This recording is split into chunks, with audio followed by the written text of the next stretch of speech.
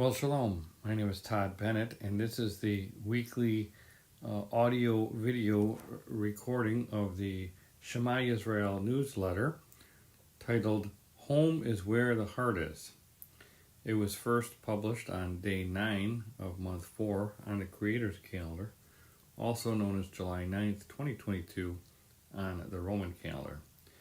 Now, last week we talked about the words of Yeshua concerning a house divided. There are several different accounts found in the Brit Hadashah text, and one of them that we read is in Mark as follows. If a house is divided against itself, that house cannot stand. Now, we know that when he spoke these words, he was actually in a house, because it's stated in Mark 3:19.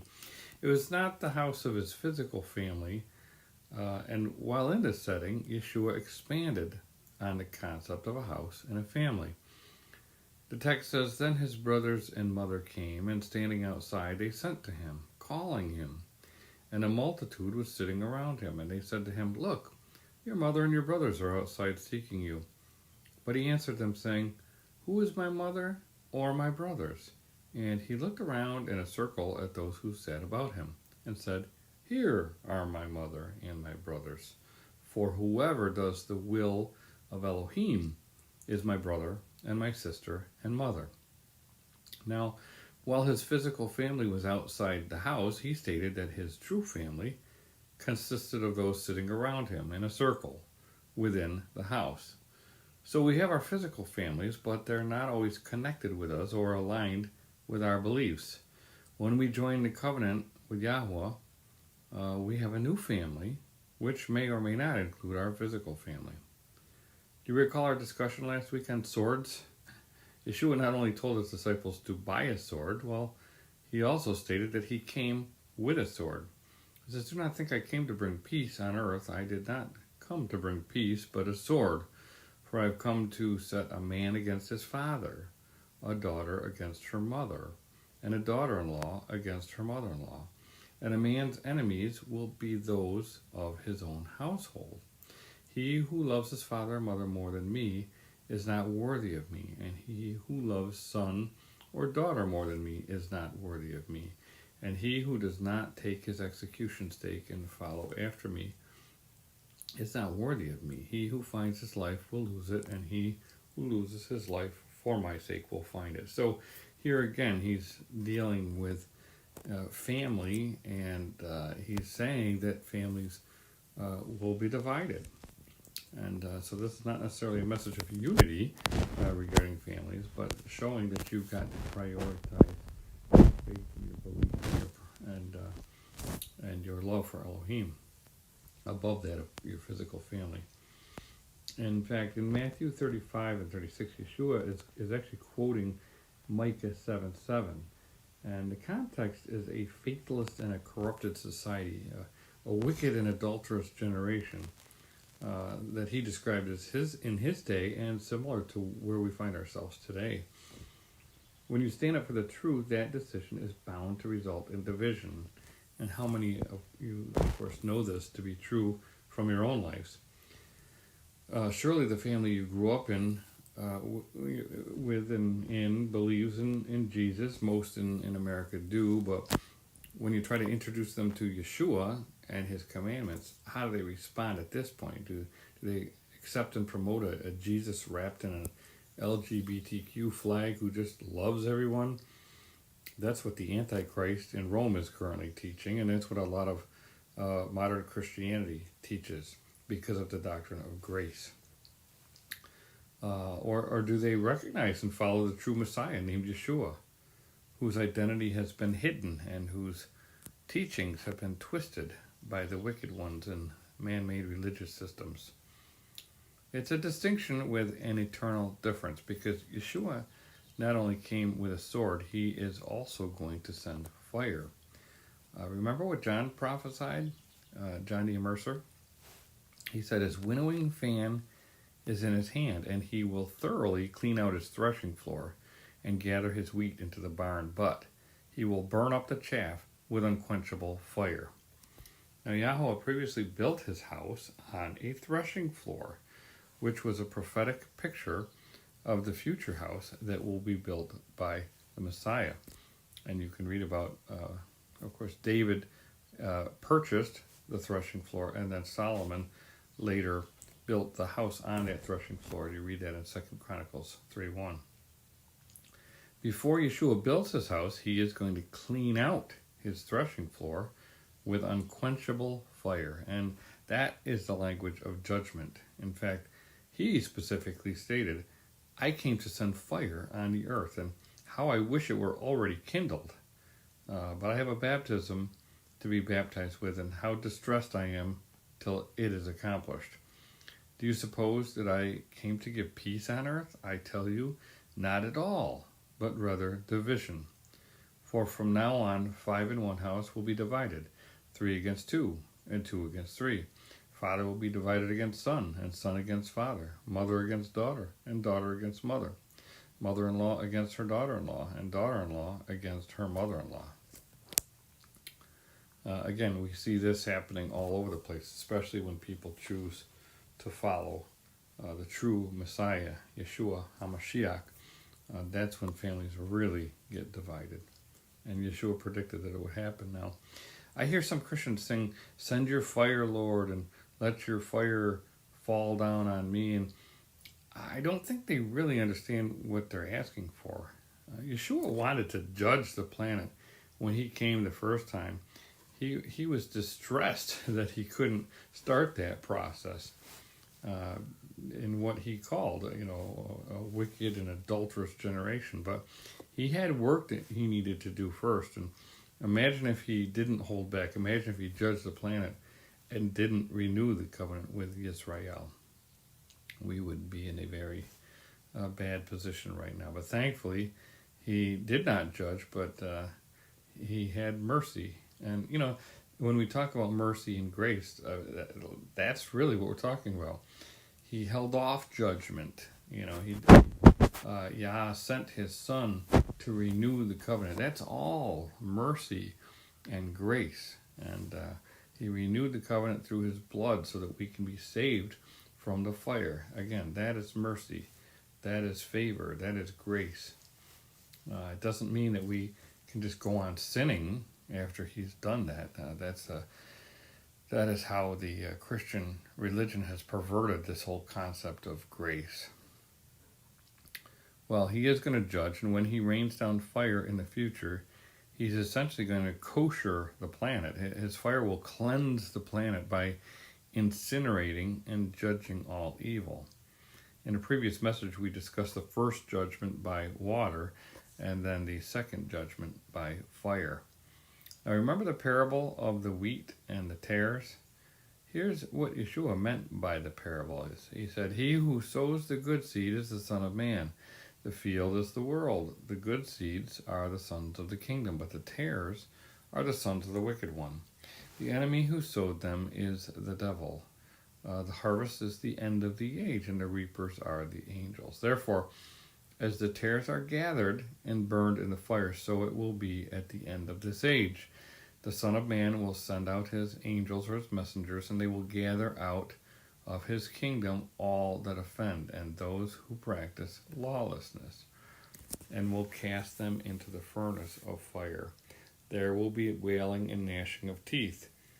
Then the righteous will shine forth as the sun in the kingdom of their Father. He who has ears to hear, let him hear. So this is a lot different than what modern Christianity has taught about, being left behind and all that.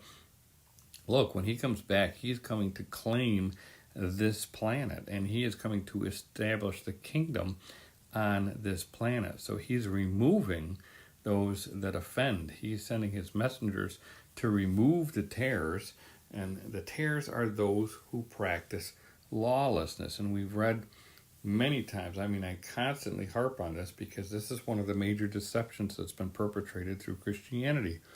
The doctrine of grace has promoted lawlessness, and people think they can continue to be lawless because they're under grace. But in Matthew 7:21 through 23, he specifically addresses that issue to many who call him Lord and many who say they've done things in his name. And they think that they are in a right relationship with him because of the things they are doing. But he says, essentially, you haven't done the will of the Father. You practice lawlessness, and as a result, I never knew you, so depart from me. And here he's saying what happens to those who practice lawlessness, who he tells to depart from them. And it's not a pretty picture. It involves fire. So the tares will be taken and burned, and the key is to be left behind and gathered into the house, like wheat into the barn. The fire destroys and purifies like a refiner's fire. So you'd better be filled with the gold and silver of righteousness that Malachi refers to in Malachi 3:3. You better have something that can sustain the fire. The works of lawlessness are likened to wood, hay, and stubble. They will not endure the fire.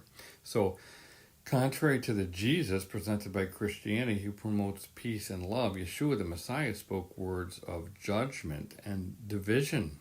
He did not speak words that unified families. He was prophesying that families would divide because of him.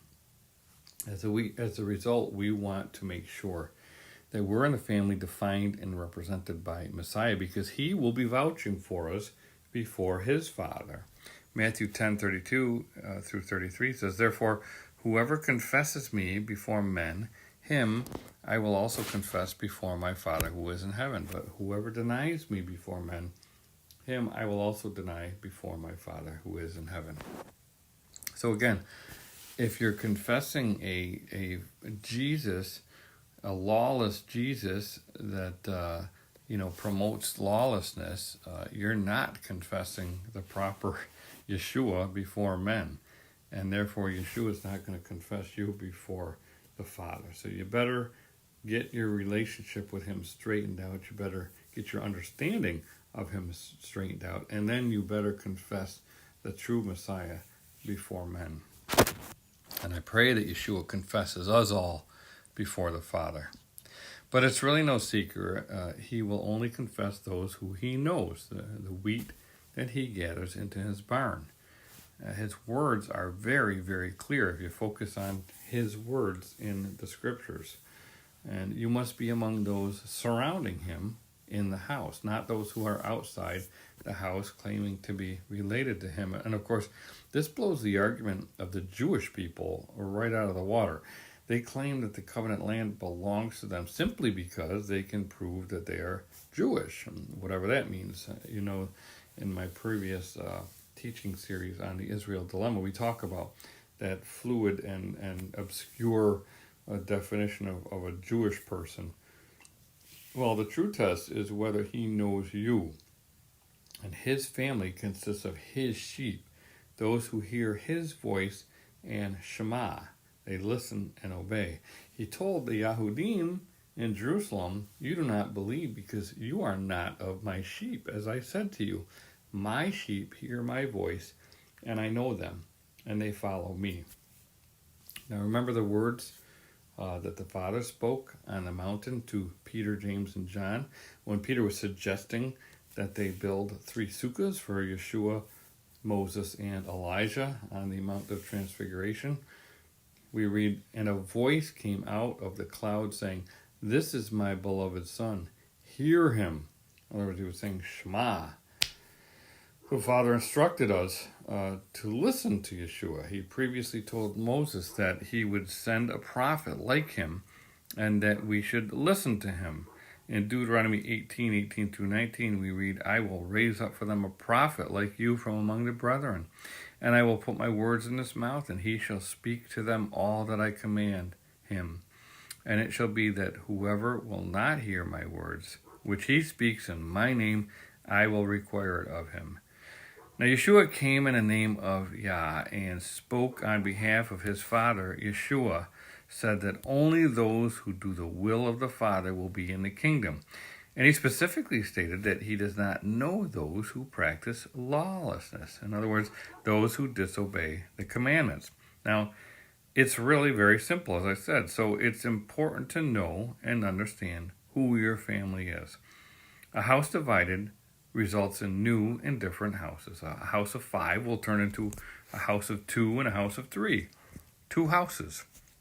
Now, this is an interesting subject for me, as my family has converged in New York to pack up and move out of our house of many years. We finally have a signed contract, and our closing date is scheduled for the end of the month. Praise all praise be to Yahweh.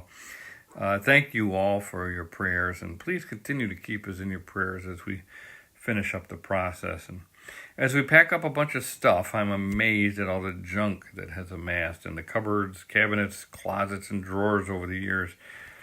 And sifting through all of the accumulation, we find little nuggets of photos and things from the past that jog certain fond memories. And I can see the sadness in my children as they reminisce about the past where they grew up. While my family called this cedar structure a home for around 25 years, we also had a lot of memories elsewhere, which prompted my daughter to rhetorically posit, what is a home? And that's an important question to consider, especially if you claim to belong to the house of Israel or the house of Judah.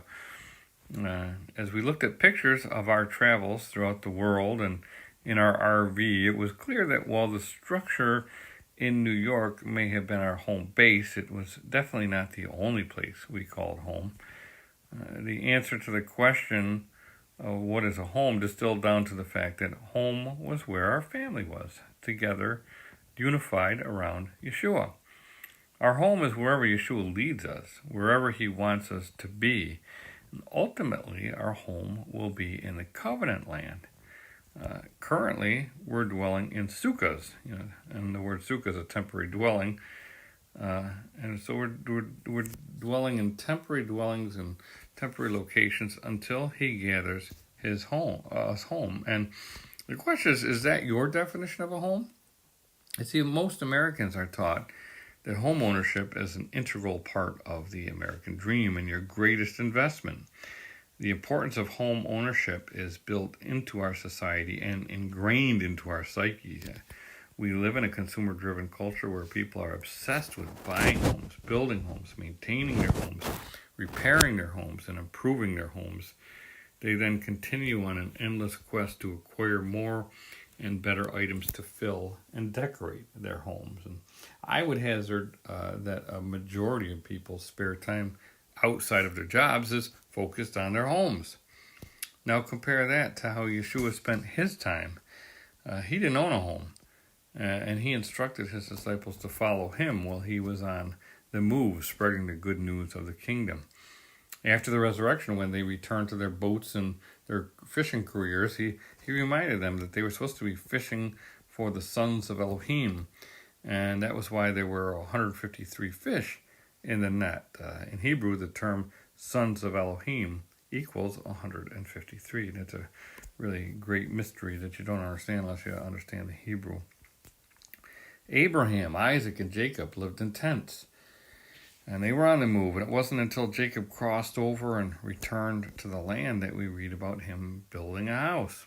In Genesis 33:17, we read, "And Jacob journeyed to Sukkot, built himself a house, which is Beit, and made booths for his livestock. Therefore, the name of the place is called Sukkot."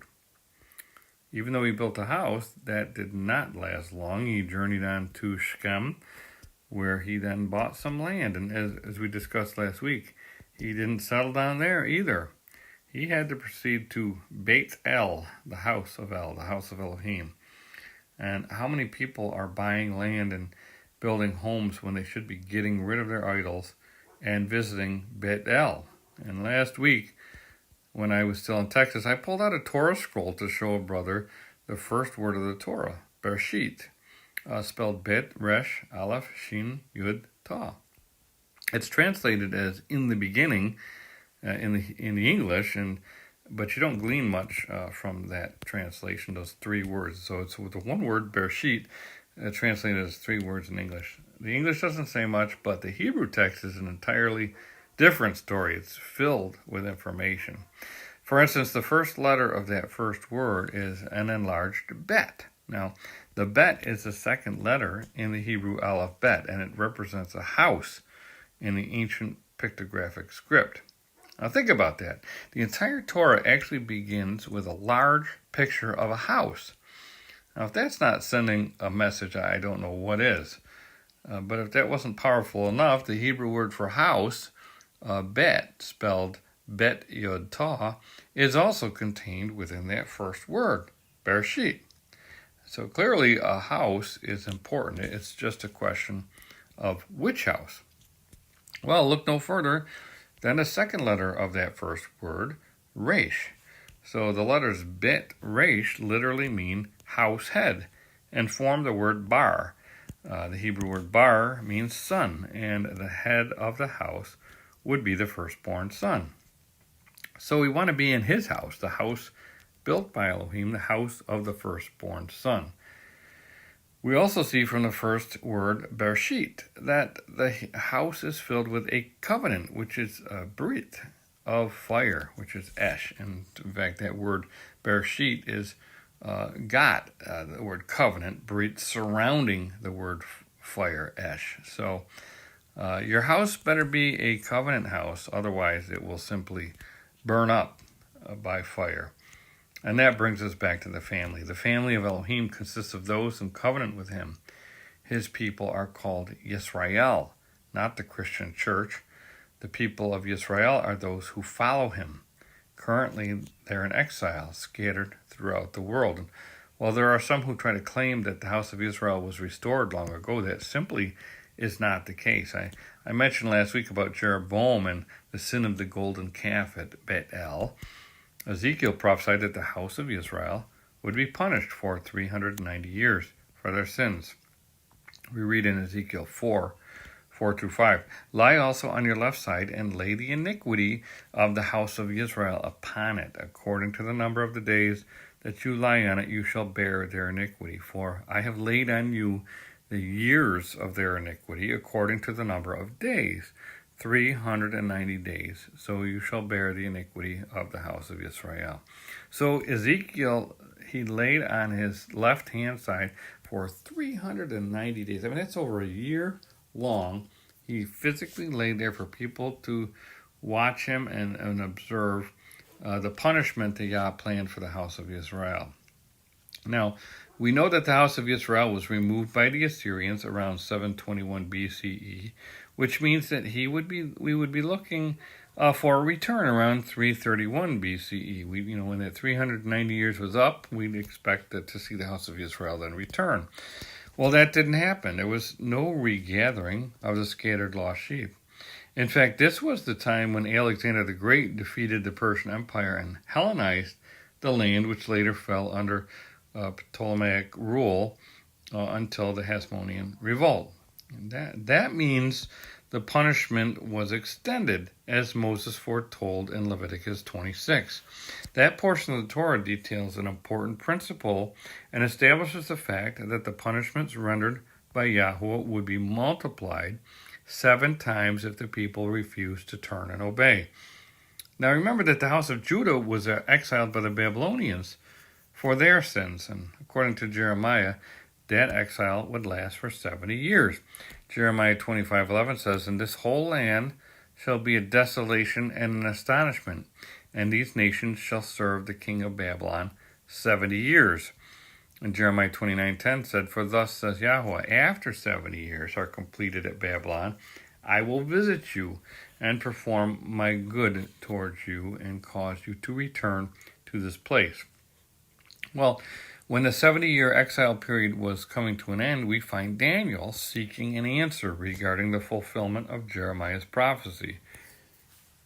In Daniel 9:1-2, we read, in the first year of Darius, the son of Ahasuerus, of the lineage of the Medes, who was made king over the realm of the Chaldeans, in the first year of his reign, I, Daniel, understood by the scrolls the number of the years specified by the word of Yahweh through Jeremiah the prophet, that he would accomplish 70 years in the desolations of Jerusalem. I urge you to read how Daniel prayed and repented with fasting and sackcloth and ashes on behalf of the house of Judah. Further on in Daniel 9:3-20. Now, so we don't see any evidence of this type of conduct from the house of Israel. Indeed, they assimilated into the nations during their exile and completely lost their identity, exactly as Hosea had prophesied in Hosea 1. The house of Israel failed to repent and obey after the 390 years had expired. As a result, their punishment was multiplied 7 times to 2,730 years. And that's why we read about Yeshua coming for the lost sheep of the house of Israel. They were still lost when he walked the earth. In fact, their punishment did not end until around the year 2009, give or take some years, due to the fact that there were multiple Assyrian exiles. In other words, the Assyrians didn't remove them all at the same time. It was a series of exiles. Some believe around 7. The question is whether you, like Daniel, have been praying about this matter. Has anybody been praying about this matter? When's the last time you repented for the sins of your forefathers and sought the end of the punishment over the house of Israel? When was the last time that you sat fasting in sackcloth and ashes? Now, I'm serious. I mean, that's what our forefathers did to express their humility. Are we better than them? Just because we live in a more modern era doesn't mean that we approach Yah any differently. Here's another question. Do you even want to return to the land? From my experience, most people don't. They are comfortable in Babylon. And just like most of the Yahudim who failed to return after the 70-year exile period was over, maybe a visit someday when things calm down, but right now it's just too dangerous. And that's what I hear all the time, and I find it simply amazing. Imagine if there were actual giants roaming the land as in the days of Abraham. Remember that Abraham's father, Terah, was originally called out of Babylon, but he stopped short in Haran.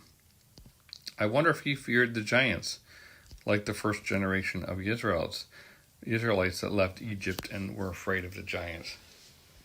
That's a clear demonstration of the difference in faith taught by Christianity and the faith required by Elohim for those who will dwell with him. If this generation refuses, Yahweh will use the next generation. If you're too rooted in Babylon to follow him, he will simply bypass you. He'll let you die in Babylon or the wilderness. But what about grace? I can hear the Christians protesting now. Well, Yahweh is definitely long-suffering, but he's not going to change his plan for you. You need to align yourself with him. Most Christians, though, they want to go to heaven, but that's not the future that their Bibles describe. They fail to understand that there is a specific land attached to the covenant promises. The land is real. It's not a metaphor. And the covenant that was renewed and made great by the blood of Yeshua HaMashiach includes that land. And we just previously talked about he's coming to claim that land. We read about in his explanation of the parable of the tares and the wheat. That land is located on this planet. He's coming from, on the clouds, and he's coming to this planet. He's not, it's not in heaven. That's why he's coming on the clouds. The promise of a home with Elohim began with a garden planted by Yahuwah, and it ends with a city that will descend from heaven and be planted on a renewed earth. So our focus should be on a future home here on earth. Hosea prophesied that the house of Israel would be punished, but there would be a return similar to when Israel was brought out of Egypt. And we read, I will also cause all her mirth to cease, her feast days, her new moons, her Sabbaths, all her appointed times. And you notice it says her appointed times rather than his appointed times. Some people try to use this for the fact that he's going to get rid of it all. But no. Leviticus 23 describes his appointed times. But remember that under Jeroboam, the house of Israel changed their appointed times. So they now belong to her, the house of Israel. They are her appointed times, her appointed feasts that she was doing contrary to the instructions of Yah. He continues, and I will destroy her vines and her fig trees, of which she has said, these are my wages, that my lovers have given me. So I will make them a forest, and the beasts of the field shall eat them. I will punish her for the days of the Baals, to which she burned incense. She decked herself with her earrings and jewelry, and went after her lovers. But me she forgot, says Yahweh. Therefore, behold, I will allure her. I will bring her into the wilderness and speak comfort to her. I will give her her vineyards from there, in the valley of Achor, as a door of hope. She shall sing there, as in the days of her youth, as in the day when she came up from the land of Egypt. And it shall be in that day, says Yahweh, that you will call me my husband, and no longer call me my master.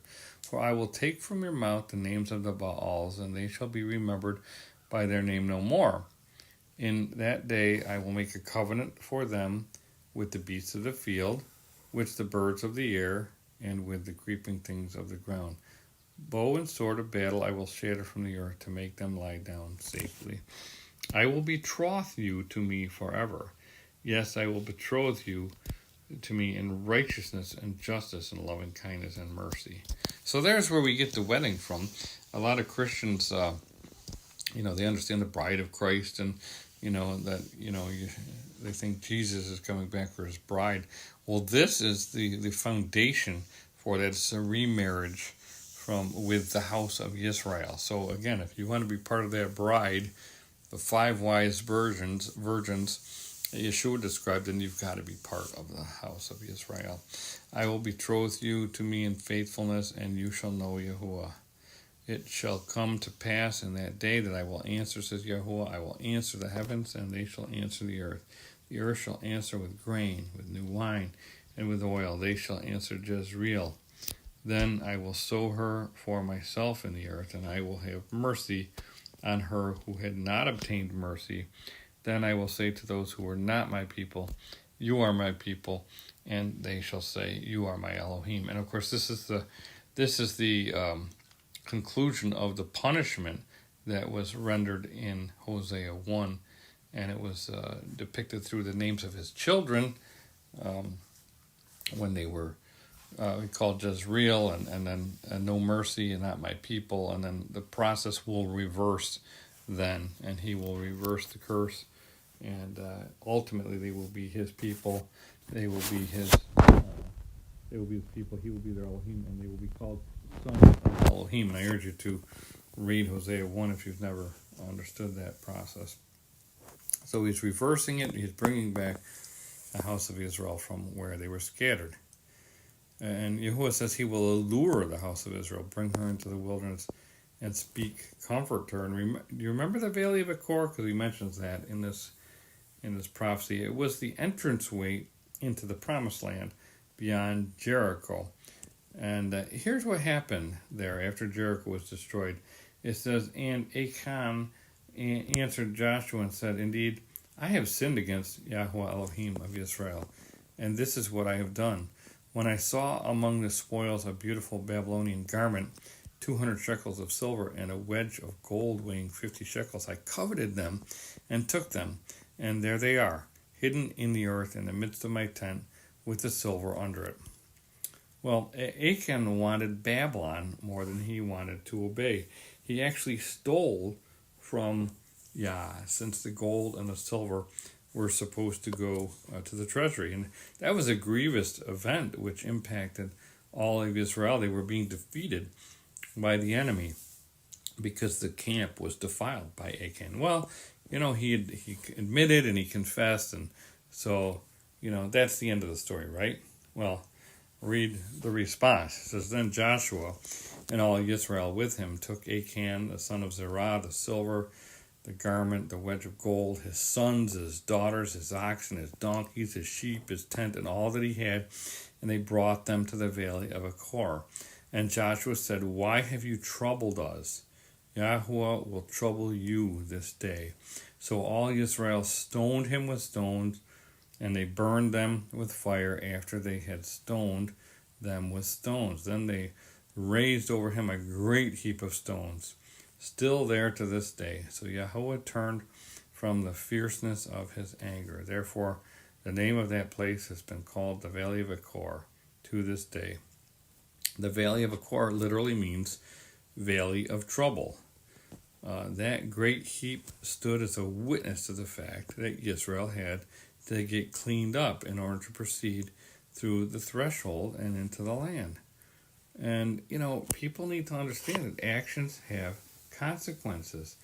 Even though he confessed his sin after he was confronted, that doesn't mean that there's no consequences. And, sometimes the consequences are fierce.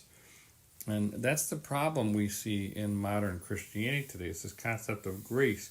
Most Christians would think, oh, he confessed to Joshua, so, everything's all better.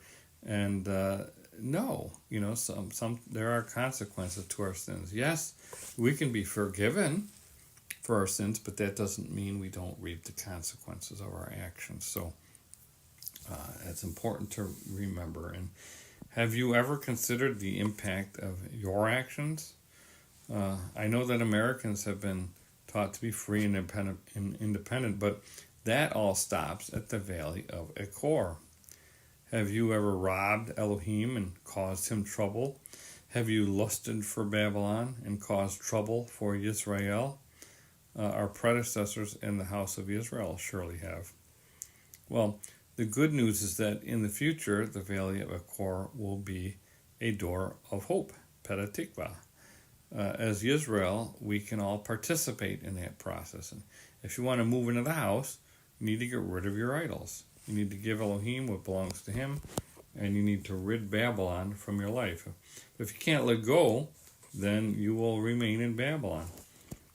Jeremiah prophesied that the future return of Israel would be greater than the exodus from Egypt. In fact, he declared, therefore, behold, the days are coming, says Yahweh, that it shall be no more said, Yahweh lives who brought up the children of Israel from the land of Egypt, but Yahweh lives who brought up the children of Israel from the land of the north and from all the lands where he had driven them. For I will bring them back into their land which I gave to their fathers. Well, if I'm not mistaken, during the last Passover, everyone was still talking about the exodus from Egypt, right? Therefore, this prophesied return has not occurred yet. And so we should be expecting to be brought back into the land which he gave to our fathers. Now, this is no surprise because before his promised return, Israel would be in seclusion for a long time. So, it's been a long time, but that's no surprise because that's what was prophesied. In Hosea 3, it says, for the children of Israel shall abide many days without king or prince, without sacrifice or sacred pillar, without ephod or teraphim. Afterward the children of Israel shall return and seek Yahweh their Elohim and David their king. They shall fear Yahuwah and his goodness in the latter days. Now, did you catch that? David their king. David was from the house of Judah. He ruled from Hebron over the house of Yehudah for 7 years until the house of Israel anointed him as their king. After that time, he moved his capital to Jerusalem. After the death of his son Solomon, the nation was divided into two houses, the house of Israel and the house of Judah. The house of Israel no longer looked to the house of David for their king. So Hosea was pointing to more than a return. Hosea was talking about a restoration of the kingdom of Israel. Ezekiel also described the restoration of Israel. Last week we talked about the prophecy of the two sticks. Read the prophetic words that follow. Thus says Adonai Yahuwah, surely I will take the children of Israel from among the nations, wherever they have gone, and will gather them from every side, and bring them into their own land. I will make them one nation in the land on the mountains of Israel, and one king shall be king over them, and they shall no longer be two nations, nor shall they ever be divided into two kingdoms again. They shall not defile themselves any more with their idols, nor with their detestable things, nor with any of their transgressions. But I will deliver them from all their dwelling places in which they have sinned, and will cleanse them. Then they shall be my people, and I will be their Elohim. David, my servant, shall be king over them, and they shall all have one shepherd. They shall also walk in my judgments and observe my statutes and do them. Then they shall dwell in the land that I have given to Jacob my servant, where your fathers dwelt. And they shall dwell there, they, their children, and their children's children forever. And my servant David shall be their prince forever. Moreover, I will make a covenant of peace with them, and it shall be an everlasting covenant with them. I will establish them and multiply them, and I will set my sanctuary in their midst forever. My tabernacle also shall be with them. Indeed, I will be their Elohim, and they shall be my people. The nations also will know that I, Yahuwah, Kadosh Israel, when my sanctuary is in their midst forever. Here we read about David again. So the house divided will be a house reunited. Right now we see people occupying the land who are trying to keep the house of Israel out. And I suspect that the events we see occurring throughout the world will ultimately change that situation. Therefore, we need to be found watching, waiting, and ready to return home if we follow Yeshua and want to be in his covenant family. We need to be wise and maintain oil in our lamps. So as I continue packing and sifting through all my stuff, I recognize that this life is not about building a personal kingdom here on earth. It's not about building bigger and better houses to hold all our stuff, and it's definitely not about settling down. Instead, it's about our journey that leads to his house, Beit El. Yahuwah is described as the Elohim of Abraham, Isaac, and Jacob, all nomadic herdsmen. They lived in tents and continued on the covenant path with the hope of a future promise of land. When Yahuwah led the children of Israel out of Egypt, he lived in a tent as they lived in tents through their wilderness journey. We're not in the land, so we should be walking the same path with the same expectation of a future promise of a return to the land. They say that home is where the heart is. How true that is. And what you consider to be your home is an indication and an indicator of the condition of your heart.